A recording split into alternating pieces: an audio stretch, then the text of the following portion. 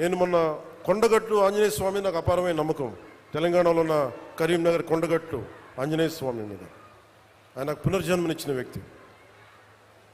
ఆయనకి అక్కడ దర్శనానికి వెళ్తే వారు అడిగింది, నాకు అక్కడ ఉన్న భక్తులు కానీ ఆలయ నిర్వాహకులు అందరూ అడిగింది, ఆంజనేయ స్వామి ఆలయంలో భక్తుల సౌకర్యార్థం 2000 మందికి సరిపడా దీక్ష విరమణ మండపం కావాలి.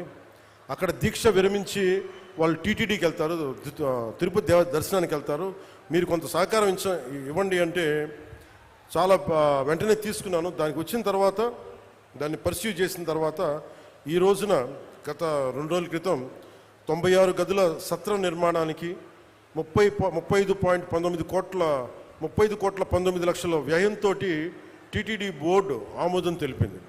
దీనికి గౌరవ ముఖ్యమంత్రి శ్రీ నారా చంద్రబాబు నాయుడు గారికి, టీటీడీ చైర్మన్ శ్రీ బిఆర్ నాయుడు గారికి, పాలక మండలి సభ్యులకి, అధికారులకి, అలాగే TTD executive officer Shri Anil Kumar Singhal గారికి, అడిషనల్ ఈవో శ్రీ వెంకయ్య చౌదరి గారికి, joint executive officer Shri Veerabrahmam గారికి, అలాగే ప్రతి ఈ ప్రాసెస్లో ఉన్న నిలబడిన టీటీడీ బోర్డు సభ్యులందరికీ, ప్రతి ఒక్కరికి, పాలనా మండలందరికీ పేరు పేరున నా మనస్ఫూర్తిగా నా హృదయపూర్వక ధన్యవాదాలు తెలియజేసుకున్నాను.